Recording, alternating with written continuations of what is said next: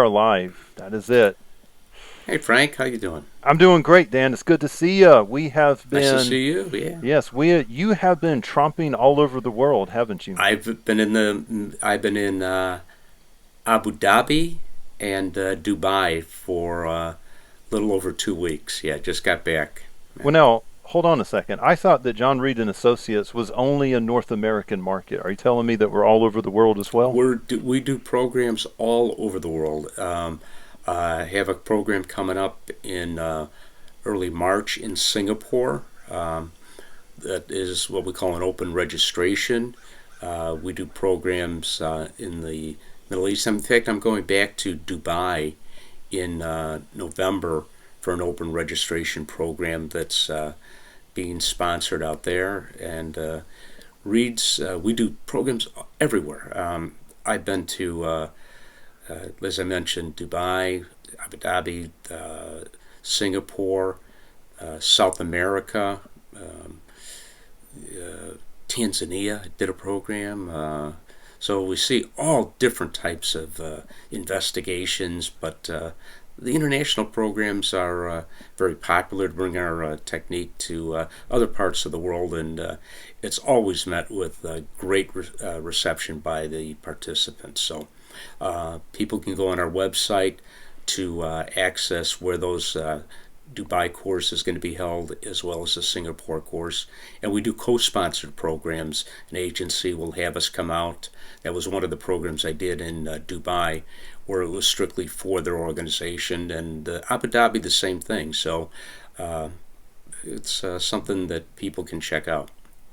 Well, not to humble brag, but I was in Michigan the other week. So Michigan's good. That's yes, it good. is. Yes, it Yeah, is. yeah, yeah. The colors of the trees changing. I bet you out there. Yeah, Well, that was a little bit of a cultural shock yeah, yeah. because as the students and listeners would know, I'm from South Carolina, where it seems like the weather never quite changes down here. It hmm will be Christmas Day, and we'll be walking around in our shorts and t-shirts, Oh my goodness. and Yeah, we yeah. don't really get frosty weather until about, I would say, the middle of January, going into the beginning of March. A little bit. You Wow. may have a freeze every now and then, but Yeah. our winter is up north fall, is what it is. But now, and I think a big part of that is that in the South, you have a bunch of northern pine trees and a bunch of hmm evergreens here. So the few willow trees, a few magnolia trees, and oak trees, they'll change colors, but I mean, it's mostly old pines down here. We don't really get the beautiful, that refreshing Fall fall colors. Yeah, wind. Yeah, yeah, yeah,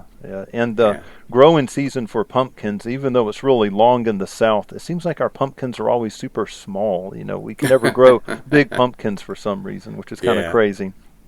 Well, for the listeners who are joining us for the first time, I am Frank Shumpert, your host here on Read on the Record podcast, and I'm joined by our other host. Dan Malloy. I'm the one of the senior instructors at Reed's and seminar director. And I probably failed to mention it, but I am an unpaid intern. I'm actually unemployed, living in my parents' basement, and Dan just called me up out of the blue, asked me to help host this. I am a seminar instructor for John Reid and Associates. You can go on our website and you can read up some more about both Dan and I's background in here. Because this is the very first ever official episode 1 release of our podcast, and we decided to release it on Halloween because I know that there's going to be a bunch of officers out there. If you are an investigator or detective, as I once was, it seems like the extra duty, the little wagon would come around on Halloween. So maybe you're working an extra duty assignment. Maybe there's a school party, some kind of Halloween event. If you are a patrol officer rolling around in your patrol vehicle, maybe you discovered us through a seminar or through a coworker, we all are thankful that you're here. Well, to start us off, Dan, back in 2014, there was a little old Frank Shumpert about this tall. I was learning to walk, and I'm waddling down to North Charleston Police Department. I'd heard of this weird thing called John Reid and Associates, and I came in there, and there was a fella standing in the front of the class. His name was Mark Reed.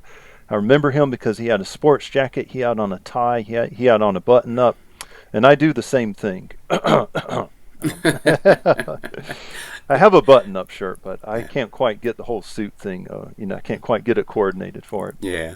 But he began the course off by talking about the differences between an interview and an interrogation. And if you could pick it up from there, interview and interrogation. Yeah, with the that seems to be one of the biggest comments we have in our programs, where investigators would come up to us and say, "Gee, I really never realized there was a difference between interviewing and interrogation, and I can see the separation." First of all, with the as we say in the Reid technique, uh, the interview should always, if you can, try to separate it from that interrogation. And the interview is certainly a non-accusatory type of an approach. I mean, you ask questions in that interview, and never accuse anyone of committing the act or telling them you don't believe them in that interview.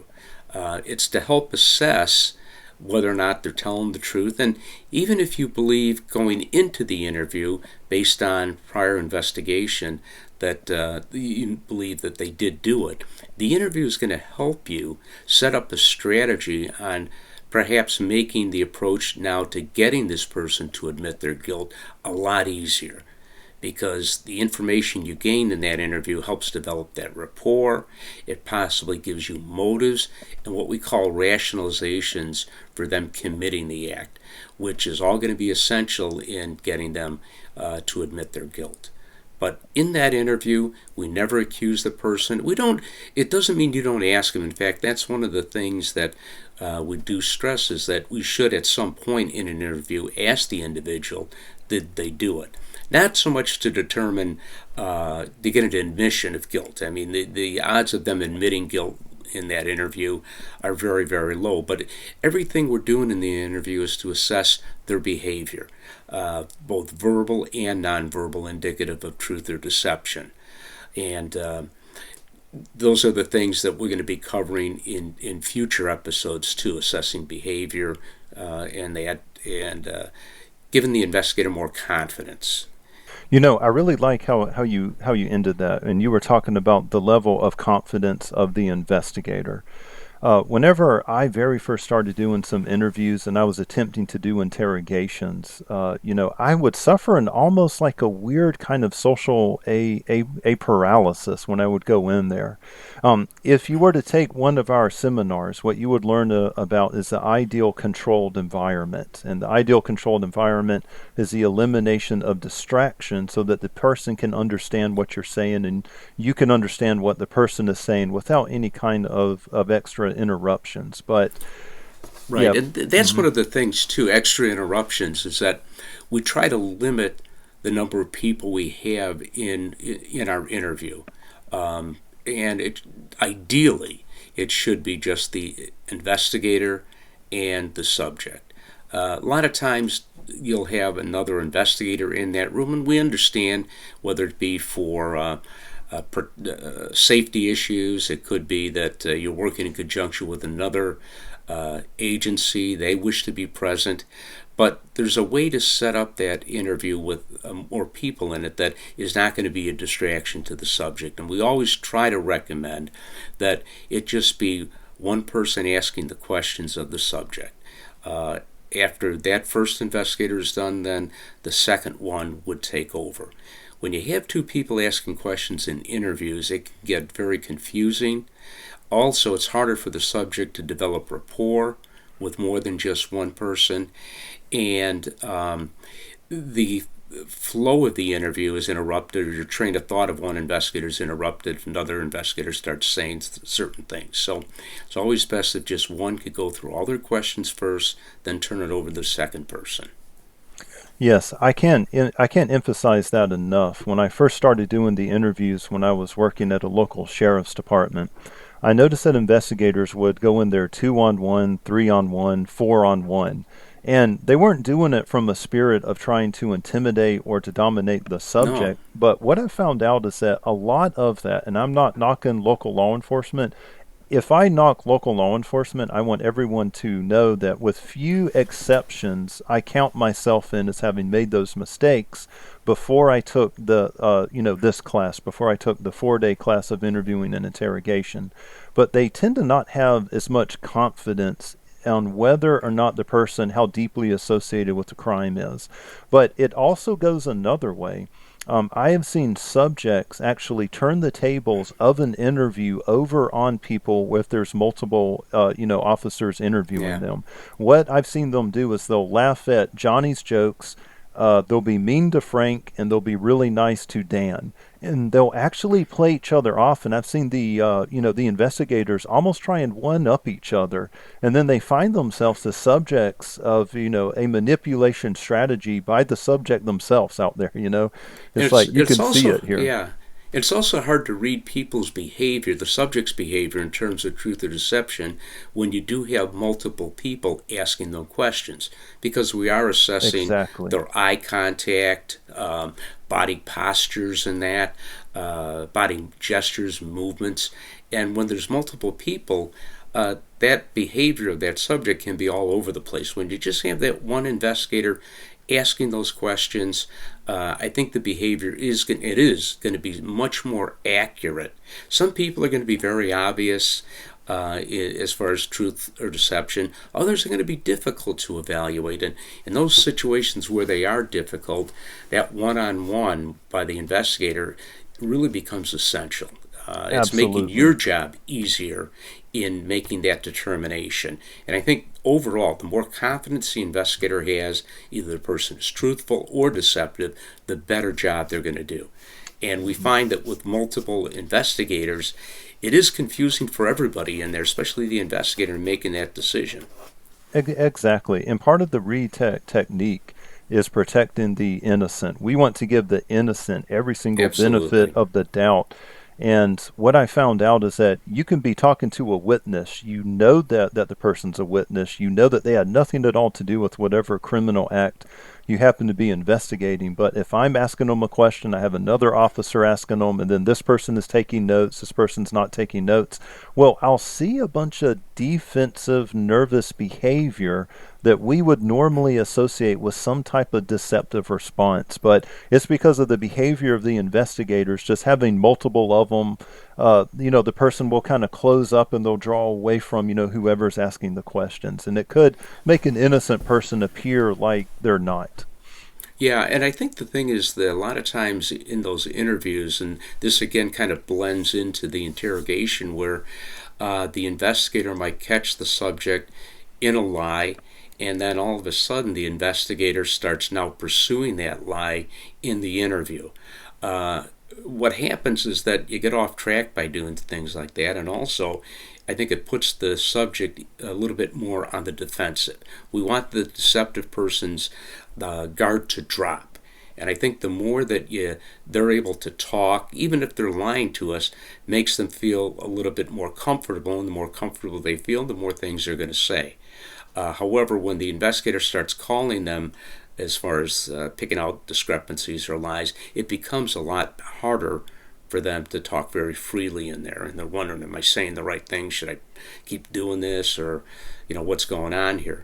And one of the other things, too, that we see is something that I see you doing, Frank, as I'm talking, and that is the investigator in that interview should constantly be nodding their head in agreement to Mm-hmm. whatever that subject is saying in that interview, because that encourages the truthful person to keep talking, it calms them down, but also it lets the guard of the deceptive person down too, where they're going to be saying more things. And I think the more that they're talking, the more comfortable we might be getting in their lives, finding out that and gaining more information that we can later use when it comes time to interrogate people. Some investigators go in, they just stare at the person, they ask the questions, Yeah, and that yeah, I've seen subject that. doesn't realize, should I be saying this stuff? Am I saying the wrong things in that?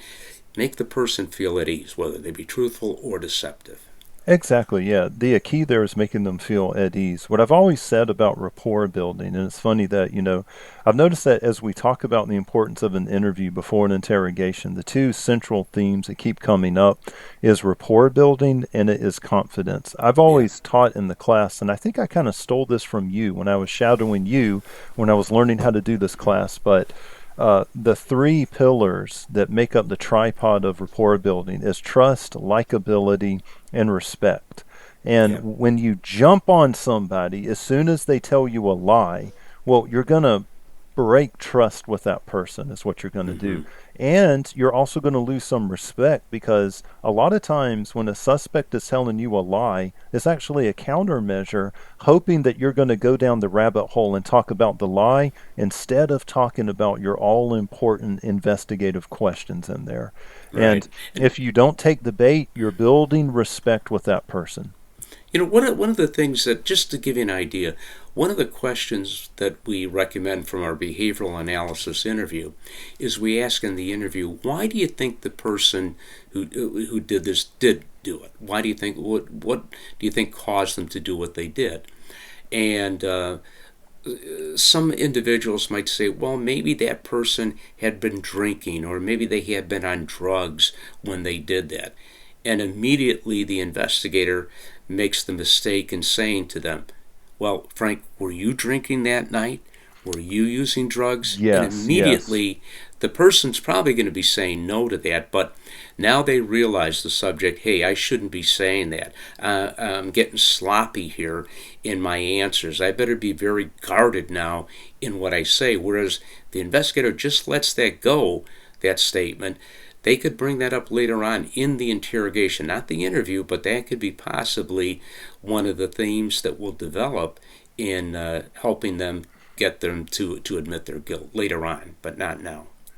What you've just articulated is that, and this is what I love about our technique, is that there's multiple layers to an interview. The very first layer is we want to know, okay, overall, is this person appearing to be truthful or deceptive? But then there's that secondary layer, and you brought it up with that wonderful, the behavioral analysis question, and that's we are getting some advanced intel from the person.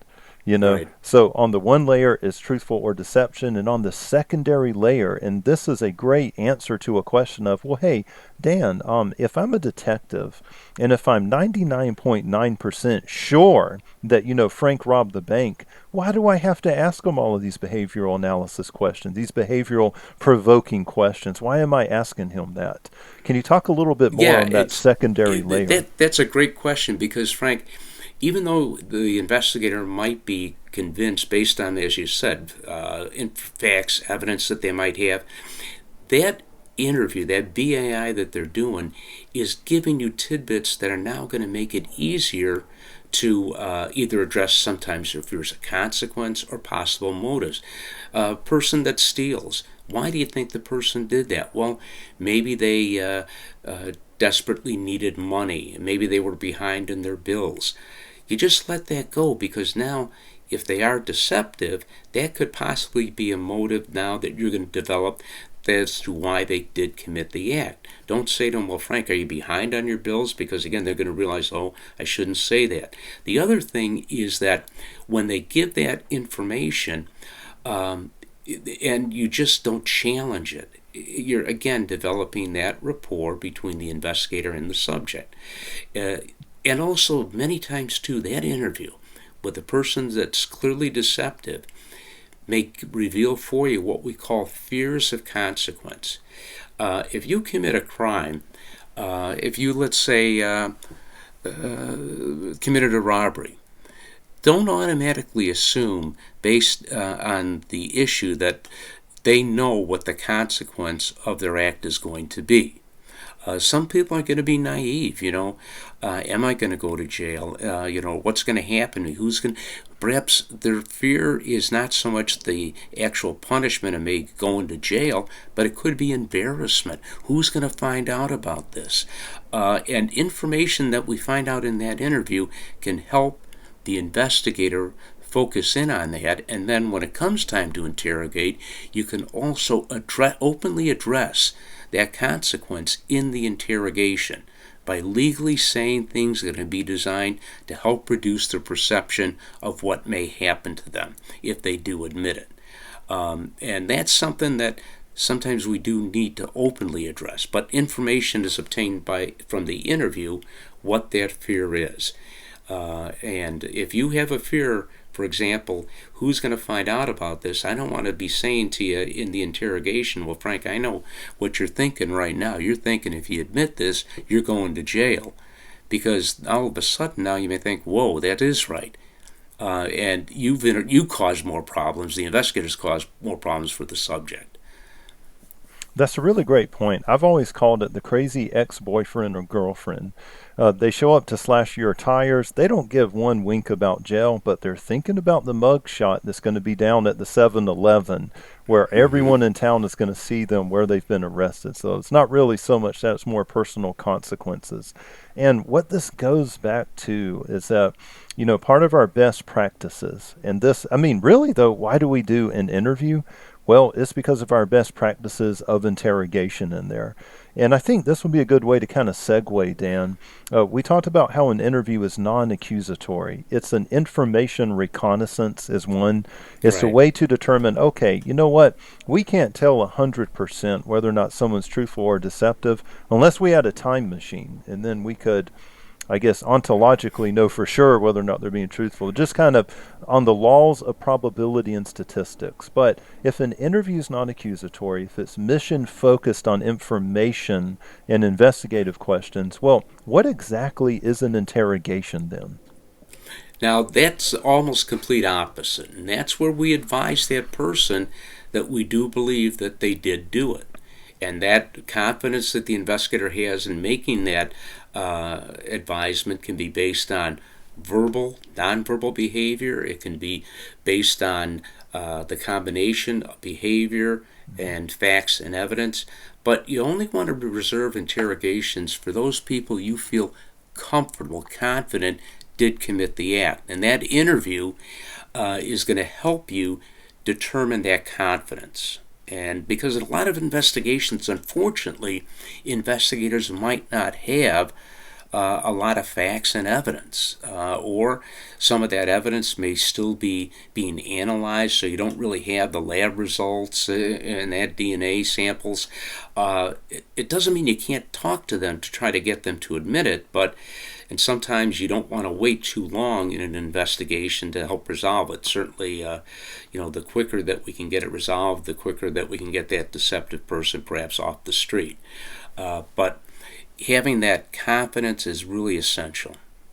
Oh, yes. And, as I've always, whenever I give the seminars, whenever we go over best practices for interrogation, part of your confidence in being an investigator, a detective, or a road officer, or a narc officer, or an SRO, whatever aspect of law. Now, I'm using law enforcement as my Mm-hmm. primary experience here. If you're a private investigator, human resource, whatever it is, this is going to apply.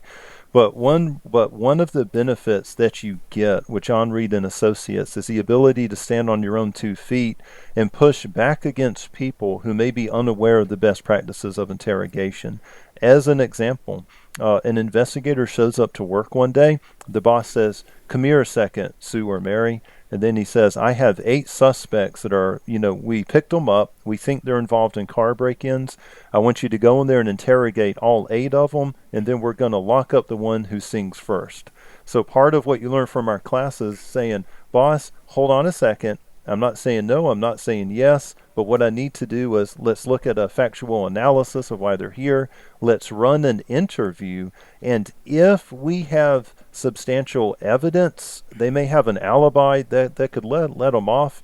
We're not saying go in there and just interrogate and shake the tree and see whatever kind of apples fall off, right?" I've had people in my seminars actually come up to me and make that very comment is that, well, we interrogate everybody. Or even the comment about, well, if you think they're truthful after the interview, do you still interrogate them? And the comment is absolutely not. You only want to reserve that interrogation for people you feel confident are lying or committed the act. And one of the things too that we stress in both interviews as well as interrogations with decency and respect in that interrogation, you try to understand the situation they got themselves involved with. And by letting your true personal feelings show through in interrogations really results in a lot of headaches for the investigator. It makes your job so much more difficult. I always say that there are 2 primary reasons why people admit guilt to you. One is they like you. You have developed a good rapport with that individual. And that rapport started when you started that interview with them, being non accusatory, asking them questions. But they also admit guilt too because their idea is that maybe if I do admit it, maybe the consequences won't be so bad for me. And you stress, if you keep stressing sometimes in the interrogation the seriousness of what they did, the seriousness, the punishment that they're standing to face, and that by them lying, just reinforces in a lot of deceptive people why they should not admit guilt. And you try to make it easy for yourself, make it easy for them to acknowledge what they did. And that goes for anybody, repeat offenders, first-time offenders, and that, no matter who you're dealing with. And in our technique, that is something that we really try to stress in the interrogation as well as in the interview. And this just kind of circles back to the interview once again. And it seems like the beating heart of the Reid technique could be the interview itself, because everything flows to the interview and everything flows away from the interview itself. Right. And in the future, one of the things, Frank, in the future, what we're going to be addressing, me and you, will be some of our behavioral analysis questions, some of the real key questions, how it can be a benefit for the investigator as far as having confidence the person is either truthful or deceptive, and then also how we can use that information from some of these behavior questions to help us develop an interrogation strategy. And so that's why one of the things that we stress, even with the deceptive, do that interview first. Takes you maybe, with our behavioral analysis interview, maybe 20 minutes, maybe even less than that with some people, but that 20 minutes you're spending may literally save you hours of interrogation time. And, again, it doesn't have to be all the time a difficult process in getting people to admit it. And many times investigators make the process of getting somebody to admit guilt a lot harder than it needs to be. You may get the end result, the person admitting it, but when you look back on the whole process, you could have resolved it perhaps in a lot less time, a lot less aggravation. Precisely. And we would like to reiterate the point here is that what's the purpose of an interrogation, Dan? Is to elicit the truth. And not to get the person to admit guilt, but to elicit what the truth is. And that truth might be is that they did do it. It could indicate that they have involvement in the crime in that. But the whole basis of interrogation is to elicit the truth from that suspect. And once I elicit the truth from the suspect, let's suppose that I'm interrogating a suspect of a gas station robbery. Yeah. And I elicit the truth, and then they come clean and they say that it was me, and they provide me all this information. I'm done, right? I don't have to do anything else. No, Frank, you do. You do have to do more diligent work in that, is that you have to verify from them. Getting people to just admit guilt, okay, I did it, that is not really the end. That's the hardest thing you had to do, but you also need to get all the particular details of what they did, confirming from them all the details of the crime. And one of the things investigators make a mistake in as far as doing that is that they lead people on. Now, Frank, you did take the money from the gas station, right? And the person says, yeah. Okay, now, Frank, that was on Tuesday night that you went into that Shell station, right? And you had that gun, right, Frank? And the subject is just acknowledging, yeah. That's where the idea of sometimes a false confession comes in. Get from them all the details. Get from them only details that the deceptive person would know. And also get them to confirm any evidence that you might have in that investigation. And that's telling people, even people that will challenge what you've done, that you have a legally acceptable confession, not a false confession. And also, once you get all that done, if it's on video, audio recording, that's great. Also, we do recommend in some circumstances not only just get the video, but also get a written statement from that person, if you can, detailing in their own words what they did. Not only that, but to drive home the point, there's three things that I took away from that. One is from my time in law enforcement, a skill that every investigator, road officer, no matter what you do in law enforcement, is you have to develop a backbone. Because the way a lot of these interrogations will kind of come off the rails is it's really hard to have a one-on-one with a suspect if it's a high priority case. You may get some brass that want to be in there too. They want to be seen on camera. But what we always reiterate to the students is that you're the one that's going to be on the stand. Your watch commander's not, your deputy chief's not, your sheriff, your agency head is not. It's going to be you and your name that's going to appear on the warrant. That's why we want to recommend, follow our best practices as closely as you can. And part of being a good investigator is saying no to other officers. No, I need to do follow-up investigation after this, after I elicited the truth in the form of a confession. We can't make a media statement out now. I need to get a search warrant and do follow-up work right now. Exactly. Yeah, and that's something that people are jumping the gun too quickly sometimes. Exactly. And, Yes.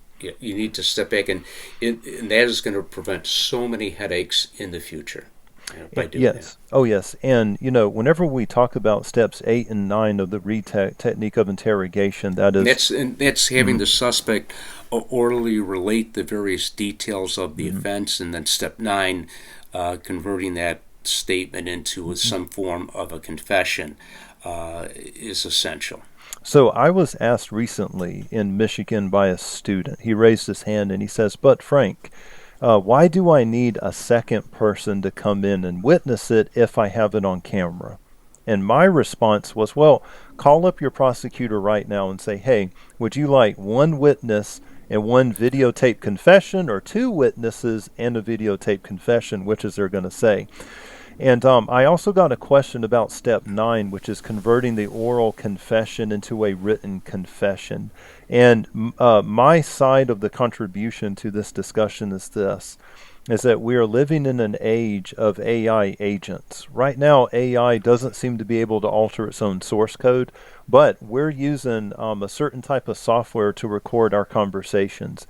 AI right now is running my voice through a filter. It's running your voice through a filter right now, Dan. Our faces are being ran through filters. And so what you're seeing is not actually our voice if you listen to us in real Yeah. life. You're getting an AI edited version of this. So I can foresee eventually going up to the Supreme Court, some of our interviews that are taped with, with audio and visual actually being challenged right here. I mean, it may That's enter a a very realm. good point. Yeah, Very good point. it Yeah. might enter a realm where it's kind of like the polygraph. It's in this kind of gray land, right? It's in this kind of gray land as far as evidence in, the court goes.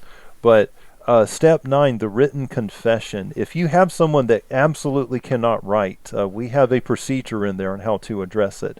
And Dan and myself, we're not going to tell you how to do it, as long as you stay within our best practices and core principles, of course. But it's something that I hope that if you're listening to this, the day is coming when I believe there will be a Supreme Court ruling on videos that are using AI edited agent software. That might be your department right now. Okay, it may be your department. And not only that, but if you attend my seminars or Dan's, I show some video that was recorded, in the mid 2000s, 2015, and another one in 16. And you would think that, hey, it's clear as day right now, but if you look at it, it looks like it was recorded in 1990, and we had everything recorded in 4K. My body cam was on body worn at the time, but the audio and video on this, I mean, we've had to do some editing to enhance it so you could even watch and understand it. So what I would like to say is that step 9 is something that I think is getting some short riff, the written confession, but it's something worth keeping in your back pocket. I don't know. How do you feel Absolutely. about that, Dan? Absolutely, Frank. I don't think you can have too much backing you up there. And that's the key, is that never make the assumption, well, this is just going to be fine, no problems in that. And I like that. What was your prosecutor like in this? And I think, too, the more that you have this person locked in with information on video, on maybe perhaps that written statement, perhaps now when it's maybe going to go to court, go to trial, they might end up just pleading out, seeing is that how locked in the investigator has that subject, where the person's just going to be pleading guilty and not Exactly. go through the whole process of a lengthy trial and that. Because you never know nowadays with the courts, with juries, is that what they're going to believe, what they're not going to believe. And You just have to be, don't be too comfortable with taking shortcuts. I think the more Hmm. thorough you are, the better job you're going to do and the less mistakes that are going to be made. Not only that, but I can say from personal experience, a lot of the AI software, or even if a human is generating a transcript of an interview and an interrogation, you may think, all right, well, I don't really need a written confession now. I Yeah. can just pull up a transcript. If there's one word out of order in the interview or interrogation, look for the entire transcript to just get quashed. I mean, it's like really, really amazing. They will quash a transcript before they do a video any day of the week, and it's something that I don't quite understand why they do it. Hmm. But so I think that's going to kind of cover us right now. Listeners should expect in the future for more interviewing and interrogating subjects from Dan and myself. Yeah. Our very first one comes from Brian. He wants to redact his agency and state that he is with. Hello, Frank. I took your course in Texas, and I'm going to leave out, his agency. My question is this. I meant to ask this during the seminar. However, I didn't quite get around to asking it. We teach, or you teach, that you are supposed to separate the interview from the interrogation. About how long should you wait between the interview and then moving on to an interrogation? So Okay, yeah. that's a great question, and I'm going to have to say it depends. It depends on certain factors. If you have just one individual that you're talking to, no other possible suspects, then the separation between when you do that interview, you feel confident that they did it, that separation now moving into the interrogation could be a matter of 10 minutes, and that not very long because you don't have anybody else to talk to. But if you have other suspects, and this is something that a lot of times investigators, again, I think make a little bit of a mistake. You have five possible people who may have done it. You don't have right now any real physical evidence linking the individuals. You interview that first person, and based on their verbal, nonverbal behavior, you do believe, based on everything you see and hear there, that they did it. Our recommendation is try not to interrogate that person yet, only because you may be comfortable that based on behavior, but as soon as you start that interrogation of that person now, all of a sudden they start giving you a lot of strong denials. I didn't do it. They're in your face there. The denials are increasing in intensity. Any investigator, I think, is going to maybe look at this and start saying, whoa, they're looking maybe like they're more truthful. And I didn't talk to those other four people. Maybe one of them might have done it. So what we always try to recommend, if you can, if practical, interview everybody first. Even though you feel the first one may have done it, fine. Then you interview the other four people. If you got five people, interview the other four. Now all four of those people, in your opinion, look very truthful. Now you have more confidence. Yeah, that first person probably did it. But the safeguard you have is that you interview that first person, you think they did it, but now all of a sudden you come to that fifth individual and their interview is 10 times worse than that first individual. So always try to interview everybody first and then go back to the deceptive person. The only exception, I think, of this, Frank, would be from a practical standpoint. We conclude our interviews by telling people after the interview. First of all, we don't never tell them after that interview we believe you or anything like that. If we have five people, I'm going to interview that first person. Even if I think they did it, I'm going to let them go. We tell them at the end of that interview, I'd like to thank you for your time and cooperation here today. And if necessary, let me use you, Frank, if necessary, you'd be willing to come back and talk to us, wouldn't you? Absolutely. Yes. Okay, fine, Mm. Frank. Thank you very much. And I also appreciate you, Frank, if you wouldn't be discussing what we talked about here with anybody else. Let them go. The Sure, odds of that investigator. I person, won't yeah. tell anybody. But yeah, that's another thing we're going to talk about. But the other thing is that I think based on your answer there, my idea of getting you back in later on is going to be okay. But if you are reluctant, Frank, you'd be willing to come back and talk to me, wouldn't you, today? at a later time if necessary. And they start Absolutely. Yeah. saying to you, well, I don't know, I had to take time off work. This is a big hassle. I told you everything I know. I don't know. I did think, I don't know. If you let that person go, what do you think the odds are now of them coming back? Probably pretty Exactly. slim. Hmm. So the idea would be, well, maybe I will interrogate this person at this point because I don't want to risk just letting them go and never being able to get them back again. But it's always better, always, to eliminate everybody first and then go back to the person that you feel committed the act. Yeah. Plus, with those other people you talk to, you might get more incriminating information that you can use against someone in that interrogation. But a time element, we find that it's not really going to be essential if you have to interrogate somebody immediately. No, you can wait a day, two, even longer, gather more information, plan out your interrogations. And that's another thing, too, that investigators a lot of times don't do. They don't plan what they're going to say to the person to get them to admit guilt. I've had seasoned investigators, I've asked them, well, you're going to go in and interrogate this person. What are you going to say? And they'll look at you and say, well, I'll kind of wing it, as I get in there. I'll think of something to say. You never wing it. You never just go on the spur. You have it all planned out. The better planning you have, the smoother that interrogation goes. Our CEO, Joe Buckley, he issues an investigator's tip. And he said in the investigator's tip, not the recent one, but I want to say the one that came out in March. Mm-hmm. And he said, if your attitude is, I don't need a plan, just know that the criminal has a plan. They're Yeah, thinking how they're going to get out of there. So if you're not going to plan, you don't have a strategy, just know that the person on the other end of that table, sitting in the other chair, then they're going to have a plan against you that they are going to deploy. And they may have had some practice too, something that would have worked. Do we have time for another listener's email yes, really quick? All absolutely. right, this one is going to come from Alisha. She's from Tennessee. Hello, Frank. I just listened to the introductory episode of Reid on the Record. I just learned about your podcast from a coworker who had your class when you were here earlier this year. So for those of you who are listening, we travel around and we teach different places. I forget who my instructor was, and I meant to ask a question, but I had to step out and handle some case issues. My question is this. I am currently working a child abuse case.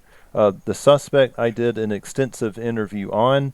I stepped outside and I believe this is planned out with my coworker on a strategy of interrogation based on what I learned in the Reid technique. When I went in for the interrogation, everything was going great. However, at about the hour mark, my suspect said that he had to get up and pick his child up from school. We parted in good ways, whatever that means. I'm not quite sure. I called him the following day, asked him if he wanted to come back in and continue on with the questioning, to which he said yes.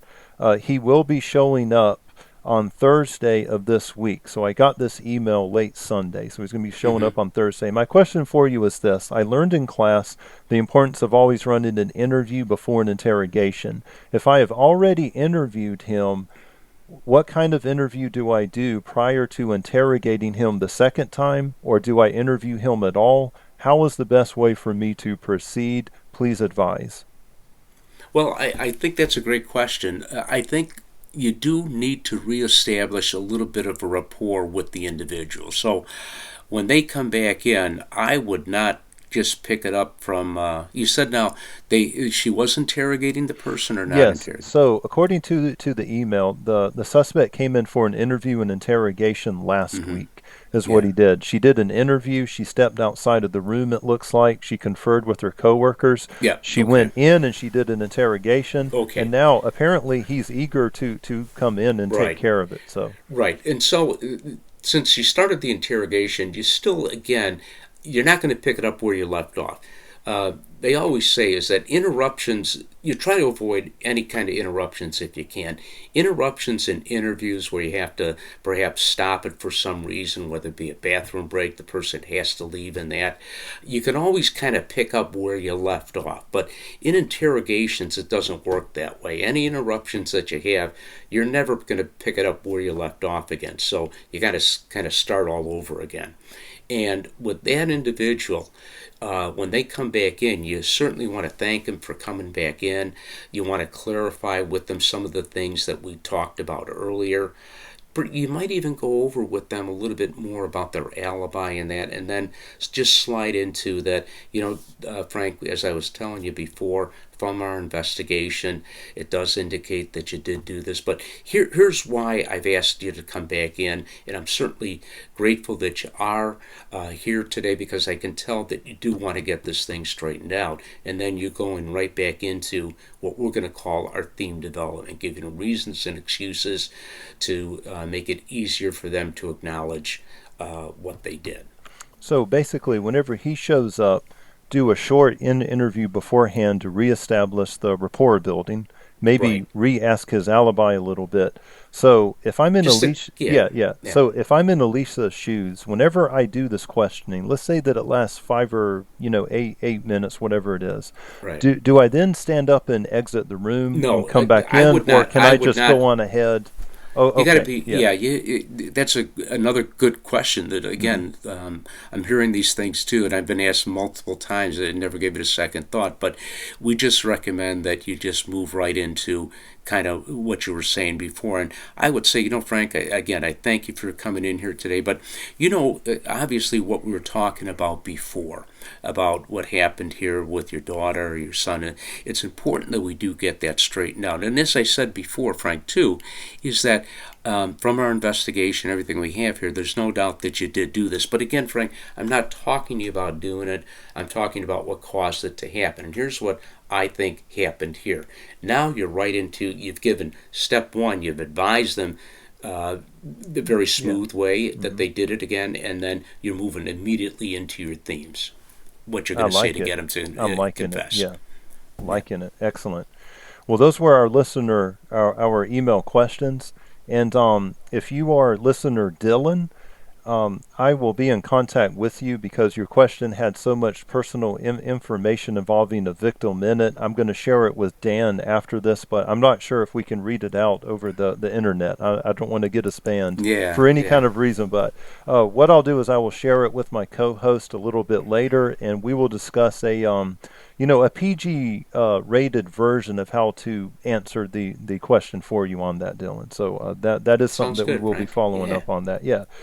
So with that being said, Dan, we've talked And about. by the way, too, Oh Frank, yeah, I yeah. do encourage Oh yes, those. yes, yes. I Hmm. encourage anybody who's listening. You have, and I'm sure it will come up. You have questions about whether it was some things we're talking about, cases you've worked on, cases you're about to work on.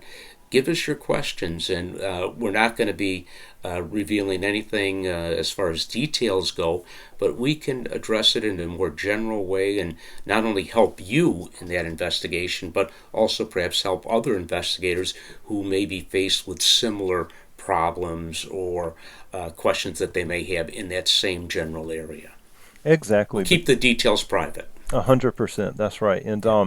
if you don't even want us to reveal your name, we are totally fine with that. For those I just read out, I replied to the email saying, "Is it okay to use your name?" And you said yes, but I will stick with your first name and nothing else beyond that.